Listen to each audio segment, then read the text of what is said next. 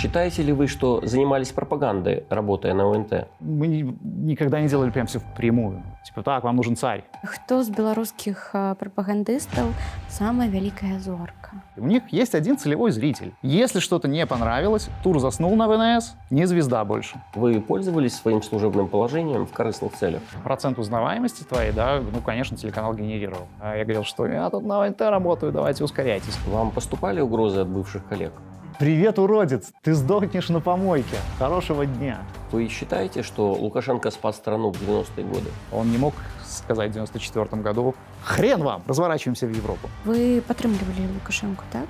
Он, да, одержимый тиран, но он не маньяк, он не идиот. Вы считаете, что Лукашенко спас страну от войны? Да, он мастер балансирования на волоске до последнего. Сейчас он находится на этом волоске и продолжает балансировать. А Лукашенко адмовіў Путіну? Я думаю, что он что-то пообещал, и пообещал что-то страшное. Вы глядзіце праграму «Шчыра кажучы», у якой вядомых беларусаў правяраюць на паліграфія. Падчас тэставання фіксуюцца фізіялагічныя параметры арганізму паводле некалькіх крытэрыяў. Затым гэтыя рэакцыі аналізуюцца, каб ацаніць дакладнасць паведамленай інфармацыі. Сёння прайсці правяранне на паліграфія наважыўся YouTube-блогер Іван Падрэс.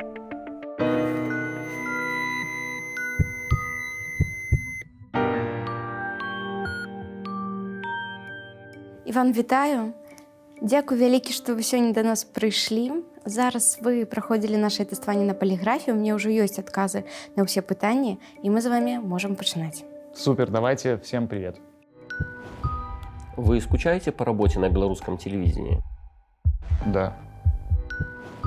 І наш паліграф лічыць, што вы адказалі нам шчыра. Да, но здесь надо пояснить, что не на том телевидении, в которое она превратилась сейчас, конечно. Я ушел в 2018 году, это уже было не самое лучшее время, по которому можно было бы скучать. Но времена 13, 14, 15 года, да, это времена, по которым можно скучать. Мы занимались развлекательным контентом, была отличная команда, очень крутые люди, специалисты. По якіх менавіта момантах вы сумуеце? Прежде всего по команде. Я очень командный игрок, я очень командный человек. И печально, что люди расходятся в разные стороны. Команда была собрана очень, очень классно. Ну, со многими, кстати, из той команды сейчас я продолжаю не то что дружить, даже работать здесь, в Польше, на своих проектах. Але ўсё ж таки вы сышлі з той працы, Да. і не за палітыкі. Нет, это был 2018 год. Поменялось руководство в 2017 году. Как новая метла стала по-новому мести. Новое руководство не очень было настроено сохранять старую команду. Но и старая команда была ровно настолько же не очень настроена продолжать работу при новом руководстве. Работая на государственном телевидении, вы пользовались своим служебным положением в корыстных целях? Нет. Считаете ли вы, что занимались пропагандой, работая на ОНТ? Да. І наш паліграф лічыць, што вы адказалі нам шчыра. Але я ведаю, што вы назвалі гэта не прапагандай, а идеологией. Да, понимаете, действительно достаточно тонкая грань, ведь любая страна так или иначе этим занимается. Вопрос, как ты это назовешь, пропаганда или идеология, да? Мы не занимались, смотрите, что делали мы? Я не работал в новостях никогда, я там не сидел в кадре, не читал с суфлера хронику поездок Лукашенко куда угодно, неважно. Не рассказывал, не оправдывал, что, например, в крови славян монархия, и поэтому у нас должен быть, значит, вечный лидер, царь-батюшка, потому что демократия нам не подходит. Вот это, извините, сраная пропаганда, это же полный бред. Ну, это никаким другим словом назвать нельзя. Другой вопрос, когда мы, например, условно говоря, был концерт, посвященный 3 июля, да, там мы рассказывали о каких-то там культурных достижениях, о победах оперных певцов на международных конкурсах. И эти оперные певцы там пели на сцене. Это был больше акцент не на достижения администрации, как органа руководства территорией, а рассказ о людях, о белорусах, которые что-то добились. Вот в этом смысле это, наверное, идеология была. Мы никогда не делали прям все впрямую. Типа, так, вам нужен царь.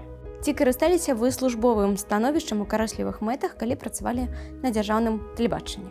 Ну, я помню, что я ответил нет.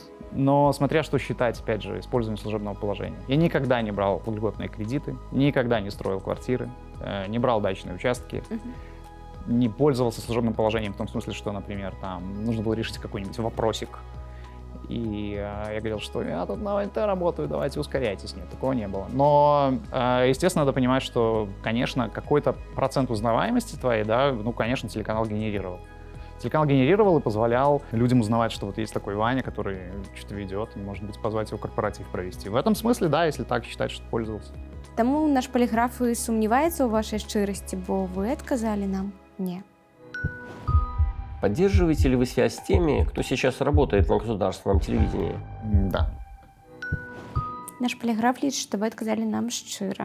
З ким підтримують сувязь? Исключительно с техническими специалистами. Навіщо?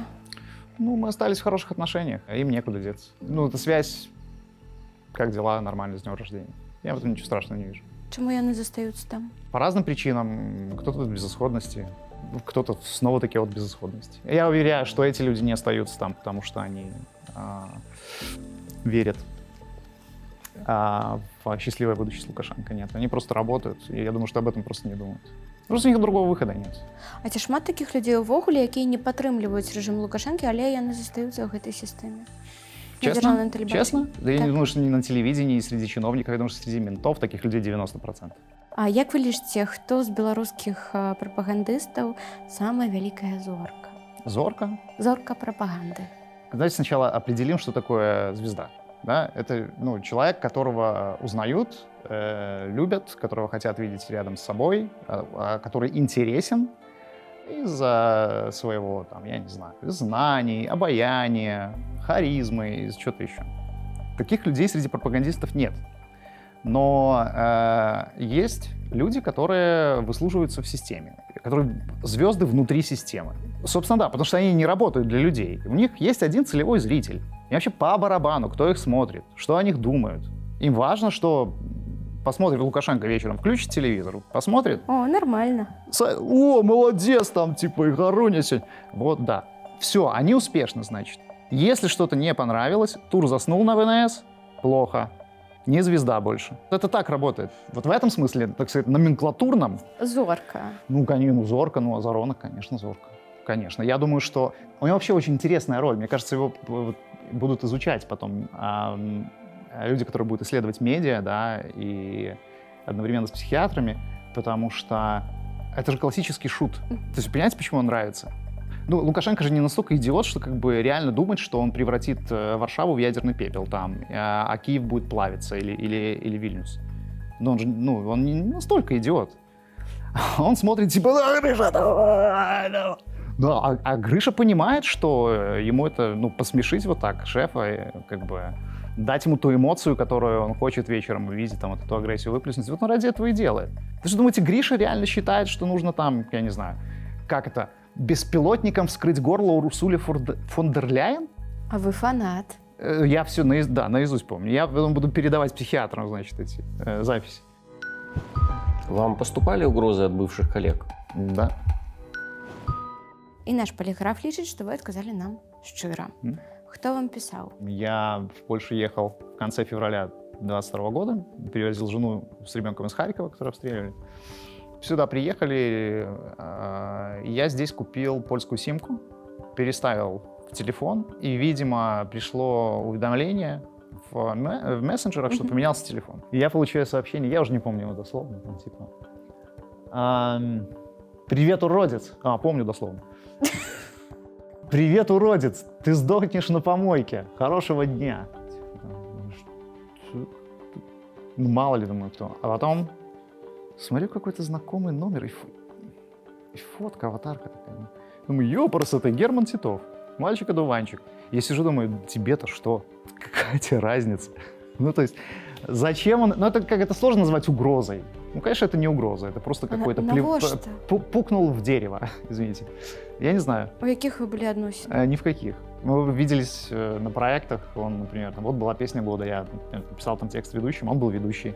Или я вел, он пел. Ну, то есть сугубо рабочие отношения, никаких других.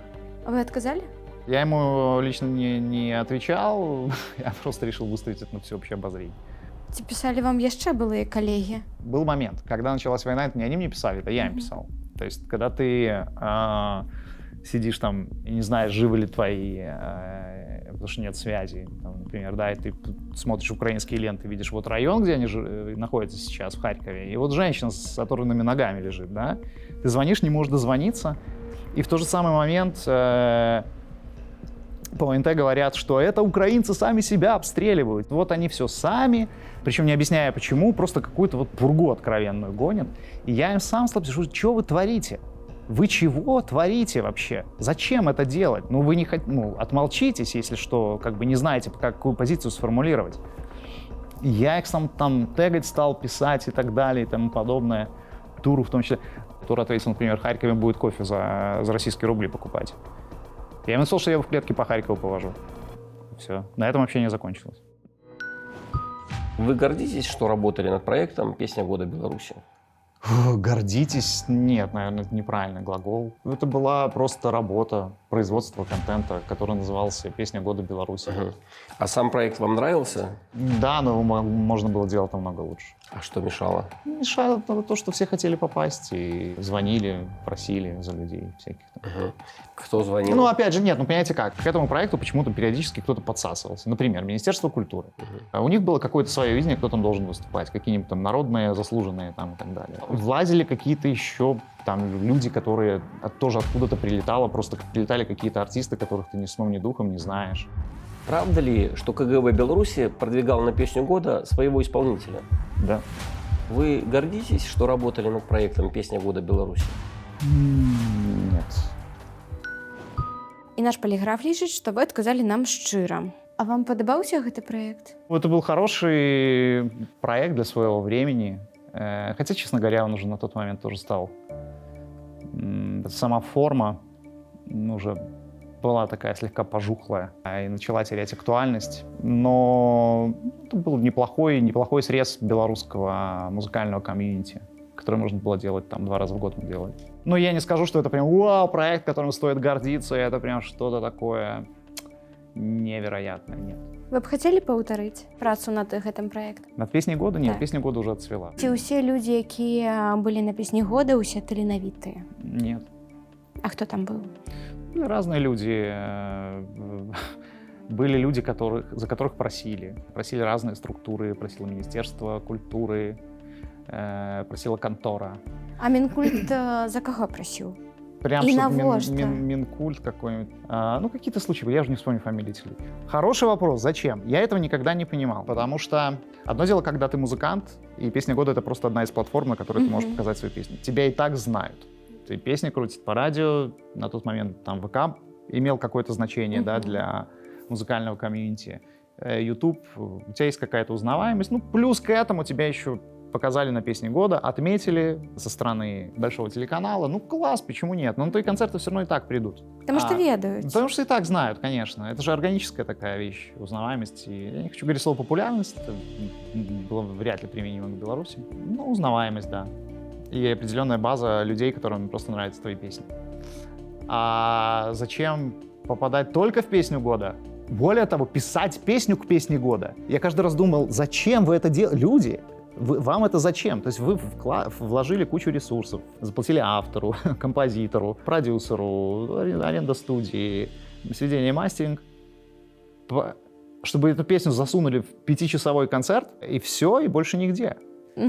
І у нас было пытанне, ці праўда, што КДБ Беларусі прасоўваў на «Песню года» свайго выканаўцу. Да, да. І наш паліграф лічыць, што вы адказалі нам шчыра. Руслан Беразоўскі. Да. Што за ён? Навошта КДБ яго прасоўвала? Какой-то дикий шансон вообще исполняет. Хороший вопрос, зачем? Я не понимаю. Яго адразу ўзялі. Ну да.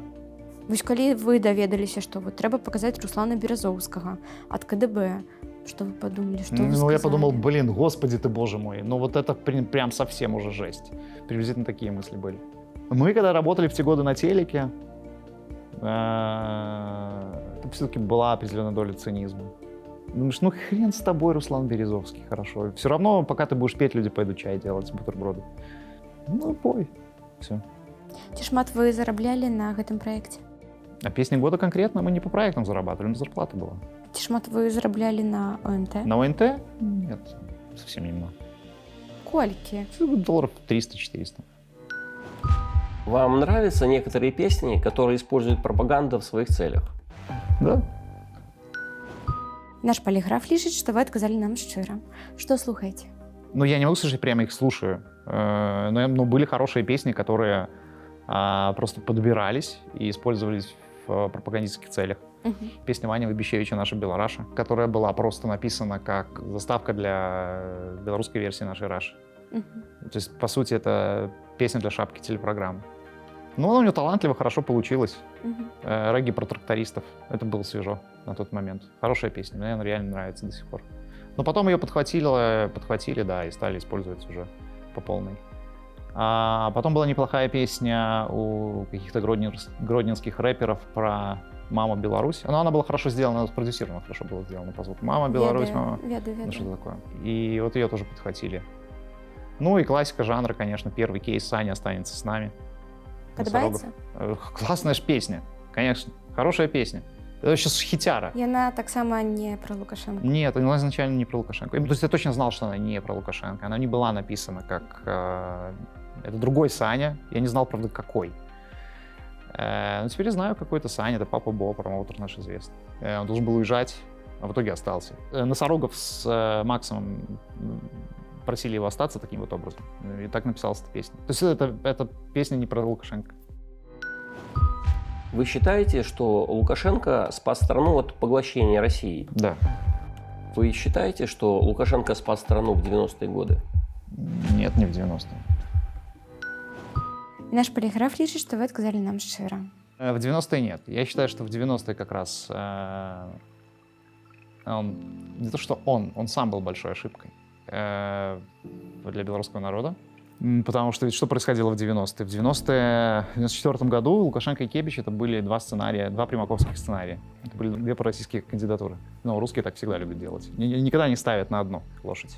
Это были две лошади Примакова. К финишу первой пришла лошадь Саша. Это были его обязательства. Он должен был сесть на ресурсную ренту российскую и клясться вечной любви. Поэтому в 90-е нет, он не спас страну. У него выхода другого не было. Просто на него поставил Примаков и Россия. Он не мог сказать в 94 году: «Хрен вам, разворачиваемся в Европу». Ну, он был кандидатурой, которая должна была садиться на ресурсную ренту и клясться вечной дружбой. Поэтому, конечно, нет, ничего он не спас. Он просто привязал Беларусь к России. Это была очень колоссальная ошибка, которую мы еще будем расхлебывать. Еще наши дети, не дай бог, это будут расхлебывать. Вместо того, чтобы пережить 6-7 лет реформ, да, тяжелых реформ, как это было в Польше, или там в Чехии, или в Прибалтике, но потом навсегда освободиться от этого монстра, вот он сделал так, что эта агония еще на 30 лет растянулась. И она еще будет продолжаться дальше. А ці лічыце вы, што Лукашенко выратаваў Украіну ад таго, каб Беларусь стала часткай России? Тоже да. І наш поліграф лічыць, што вы адказалі нам шчыра. Как бы парадоксально это ни звучало. Так. Лукашенко вовремя сообразил. После того, как... Это, опять же, инсинуации и домыслы. Но, мне кажется, под ними есть какое-то здравое зерно. Что он в конце 90-х при больном Ельцине, педалируя тему союзного государства, очень сам хотел влезть на московский трон. Но не случилось. Российская контора его опередила, поставила своего, значит, Путина. И этот его проект бессмертия, да, влезть на московский трон, он как бы схлопнулся. Он схлопнулся. Да, и понял, что пока, у него нет ни ресурсов, ни мощи, ни силы тягаться с ФСБ. Это было нереально и невозможно, и учитывая, насколько белорусское КГБ инфильтрировано, я уверен, ФСБшниками, невозможно. И тогда он сообразил, что, окей, значит, тогда можно как бы держаться на расстоянии, но иметь свое хозяйство собственное. Эта тактика, это когда забалтывают вопрос. То есть он стал заниматься этой деятельностью, затягивая вообще все процессы. Рассказывать, как он любит Россию, боже ты мой, клясться в вечной дружбе, но при этом ничего не подписывать. Потому что вы же поймите, да, сейчас у нас 2024 год, условно говоря, да? Про союзное государство у нас начало рассказываться, как только, по-моему, пришел, там 94-95 год. То есть 30 лет он занимается строительством союзного государства. Значит, с момента распада СССР до того, как он стал говорить про союзное государство, прошло 3 года. 30 лет он уже строит союзное государство, не строит. И никак не построит. Союзное государство с одной Россией. Но это же очевидно. Человек просто... Не хоча. Это момент, когда его личные цели совпали с целями государственного строительства. И поэтому, да, можно смело говорить, что он действительно избавил Беларусь от поглощения России. Вы считаете, что Лукашенко спас страну от войны? Да. Наш поліграф лічыць, што вы адказалі нам шчыра, ад якой вайны ён выратаваў. Понимаете как? Ему, конечно, по-хорошему надо было начинать процессы транзита и красивой пенсии года с 2015-го. Вот как раз, когда Путин был занят Крымом и всеми этими делами, у Путина была кость в виде Крыма, да?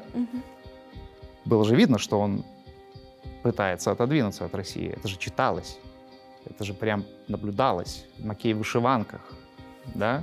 Европейские игры. И если бы он выбрал правильную стратегию, он бы уже ушел красиво на пенсию, сидел бы в своей резиденции в Шклове, и, возможно, ему даже поставили бы памятник как великому национальному лидеру. А в Беларуси бы проходили демократические реформы и референдум о вступлении в ЕС уже. Возможно, он бы уже прошел бы, и эти бы процессы начались. Но он почему-то выбрал еще порулить. Это вопрос исключительно выбора между параноидальной одержимостью властью и реально осознанием, ощущением себя государственным деятелем. Он выбрал диктатуру, он выбрал себя, а не государство. Потому что если бы он выбрал государство, он бы сделал так. Но и при этом в учебниках истории потом бы остался великим отцом нации.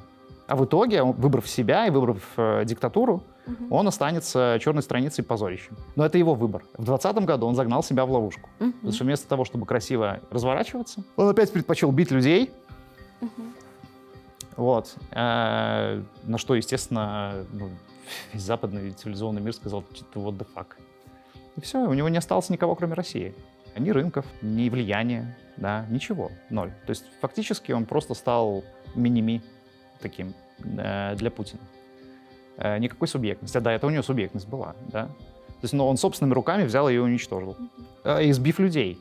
И дальше, соответственно, в субъектность какую-то было играть уже странно. Да, поэтому, что мы наблюдаем дальше? Поэтому в 2021 году, в конце 2021 года начинаются эти странные учения на территории Беларуси с российскими войсками. К нему приезжает Соловьев, так сказать, брать присягу и клятву верности. В интервью, в котором он говорит, да что там никому против нас воевать, там, пока не развернутся, мы до Ла-Манша дойдем. В землянки пойдем в землянки. Соловьев приезжал замазать его кровью. Соловьев все уже знал.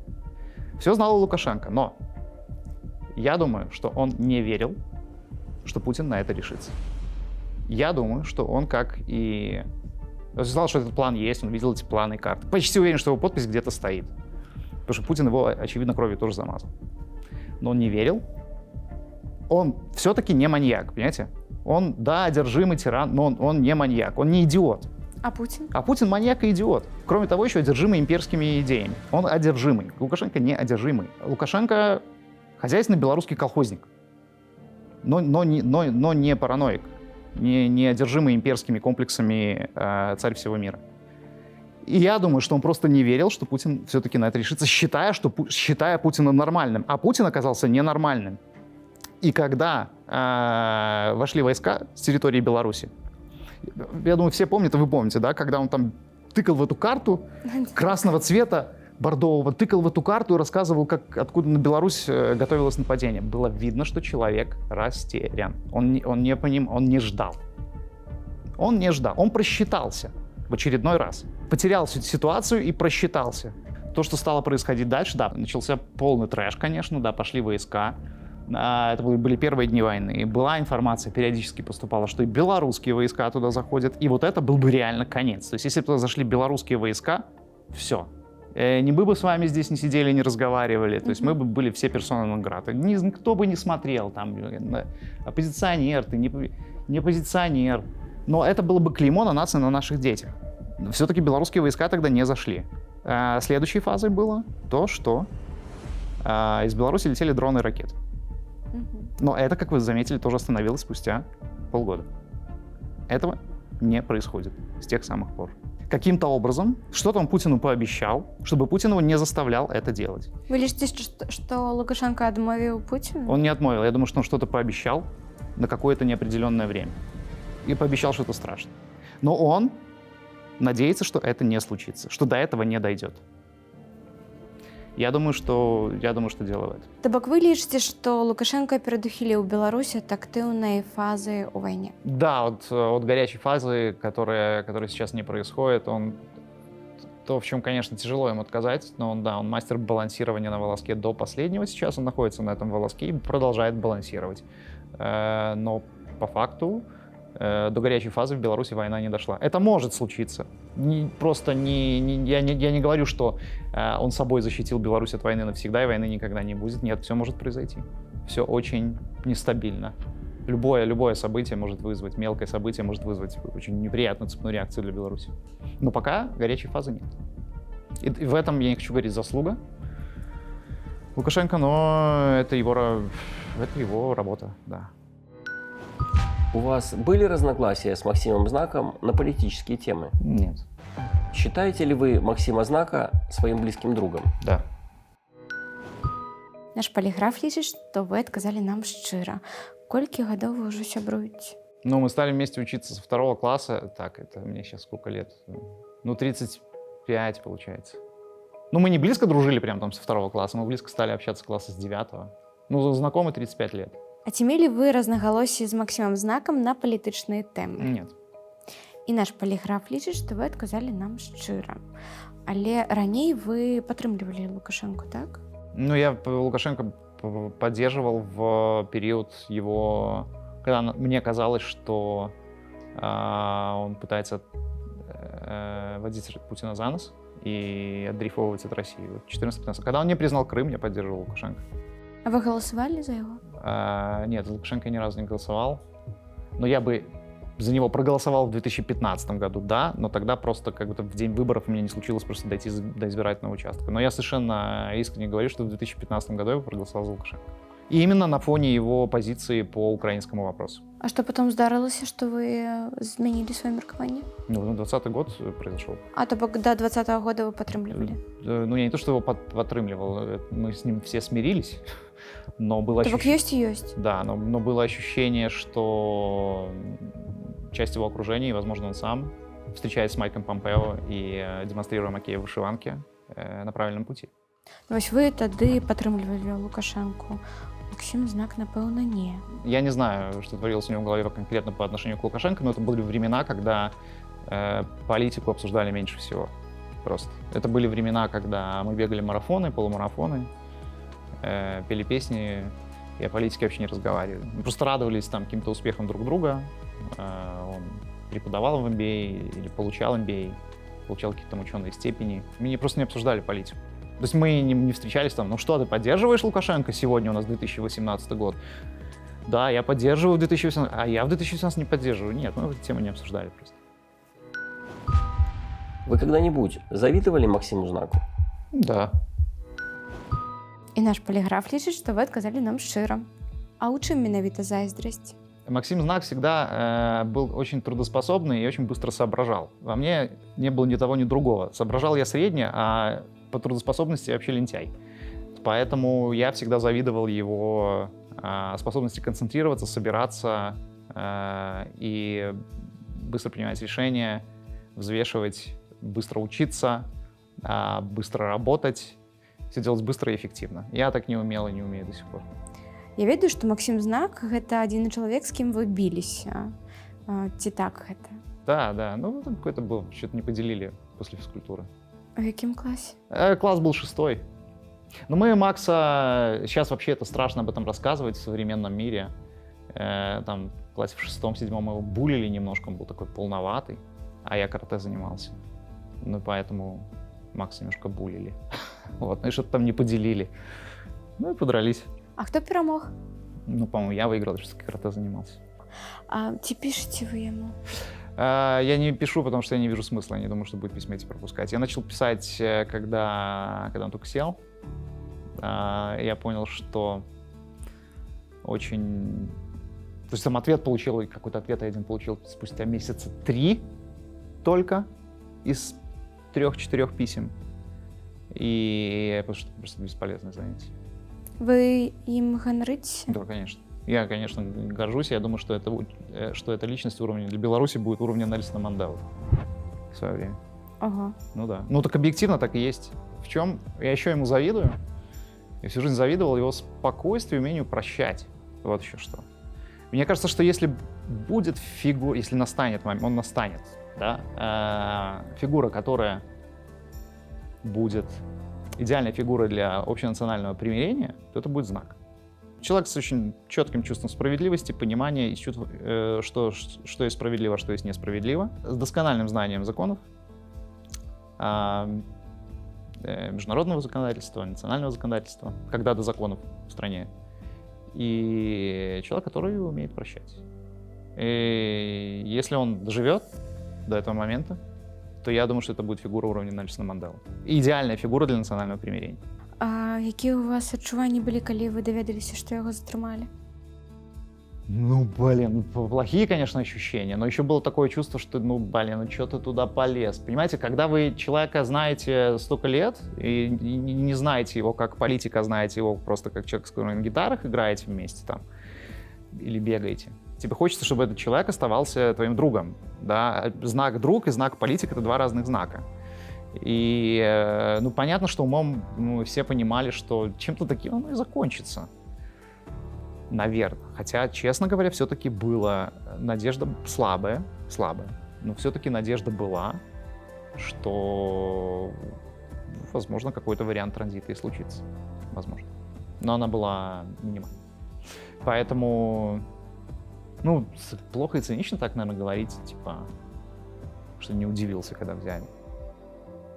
Но не удивился. Для вас важнее российская аудитория, нежели белорусская? Не знаю, не делаю разницы. Сейчас вы зарабатываете больше, чем в Беларуси? Да.